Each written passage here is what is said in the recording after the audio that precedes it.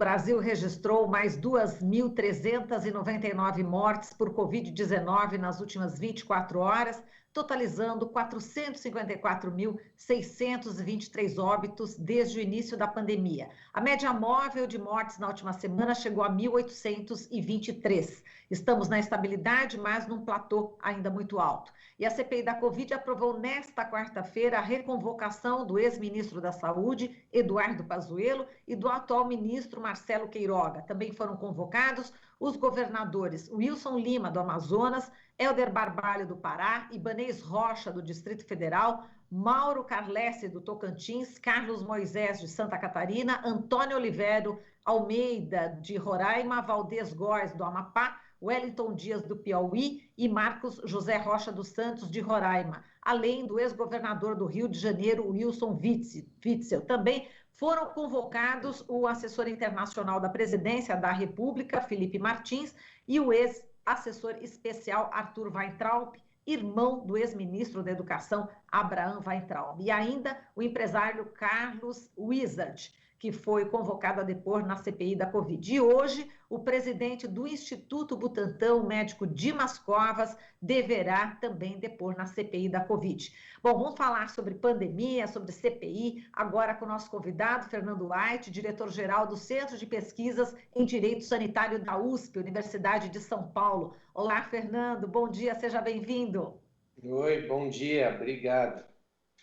Fernando, bom, o presidente do Instituto Butantan, o Dimas Covas, vai depor hoje na CPI e deve expor, né, que o governo Jair Bolsonaro demorou para adquirir as vacinas Coronavac, fabricadas pelo Instituto em parceria com a farmacêutica chinesa, a Sinovac. Lembrando que no dia 20 de outubro do ano passado, o então ministro Eduardo Pazuello anunciou em reunião com os governadores que iria comprar a Coronavac, mas no dia seguinte o Bolsonaro negou a compra.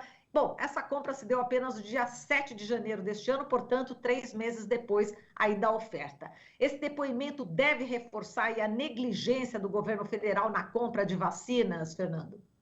Sem dúvida, essa é uma história que já está muito bem contada, embora o governo insista em negar o que fez, ele se esquece que o que ele fez deixou marcas, né? Então a gente assistiu na CPI não só a negligência com relação à compra das vacinas da Pfizer, mas a negligência com relação à compra das vacinas do Butantan, ela chegou a ser ainda pior. Não só porque por sucessivas vezes, inclusive o governador João Dória e o próprio Dimas Covas, por várias vezes vieram à imprensa e informaram que haviam tentado contato com o Ministério da Saúde, que o Ministério da Saúde sequer dava resposta ao Instituto Butantan, reproduzindo o mesmo padrão que fez com a Pfizer, porque não havia qualquer interesse do governo federal em adquirir novas vacinas, além daquelas que estavam pactuadas com a Fiocruz, pela Oxford AstraZeneca, muito mais por esforço da Fiocruz do que pelo ministro da Saúde ou do presidente da República. Essa história, então, está contada em entrevistas, em documentos, e agora na CPI está ficando ainda mais bem desenhada, né? O ministro Pazuello tentou proteger o presidente da República, dizendo que não havia ordem para deixar de comprar a vacina do Butantan, né? Confrontado, mas a ordem foi dada em redes sociais, inclusive, né, a gente tem que se lembrar, porque foi vexatório para o ex-ministro e general da ativa Eduardo Pazuello, ele com Covid, num quarto de um hospital militar, se recuperando, recebe a visita do presidente para desautorizá-lo do compromisso que ele havia feito para a compra das vacinas do Butantan. E ele respondeu para todos ouvirmos, manda quem pode, né? E obedece quem tem juízo. Um manda, o outro obedece. E ele obedeceu. E mais um elemento interessante dessa história é que, como você lembrou, ela só veio a ser comprada em janeiro. E por quê? Porque foi quando o governo federal percebeu que a vacina da Fiocruz iria demorar mais tempo, teve aquela corrida para ver quem dava a primeira vacina, o Dória. Então foi uma politização completamente indevida e que fez mal à saúde pública do Brasil, da vacina, né? E aí que o Ministério da Saúde se apressou para comprar todas as vacinas do Butantan e, com isso, proibiu o Dória de usar uma só para dar a vacina e fazer aquela foto-op política que ele fez. E aí comprou as vacinas do Butantan, ainda bem, porque hoje mais de 70% das vacinas aplicadas no Brasil são Coronavac, né? Mas tardou muito e a população brasileira está pagando um preço muito caro por isso. Exato. Agora, Fernando, governadores e procuradores gerais dos estados estudam entrar com uma ação coletiva junto ao Supremo Tribunal Federal para não prestarem depoimento à CPI da Covid. O principal argumento é que convocar chefes de executivos estaduais da CPI infringe a Constituição. Por outro lado, o senador Randolfo Rodrigues tentou aí também convocar o presidente da República na CPI, né? Ele até comentou que vale para um, não vale para outro, né? E o presidente Omar Aziz acabou não colocando esse requerimento em votação. Qual que é a sua opinião em relação a esses depoimentos? No meu entender, não há infringência à Constituição quando uma CPI convoca um chefe do Poder Executivo, seja da União, seja dos estados, para prestar esclarecimento sobre um fato certo e determinado, que é o que a CPI está fazendo. Ela só quer, enfim, quem não deve não teme. Ele só tem que ir lá e dizer. Vale lembrar que tanto o presidente da República quanto esses governadores, né, o presidente não foi convocado ainda. Então vamos falar e vamos ver se isso avança ou não.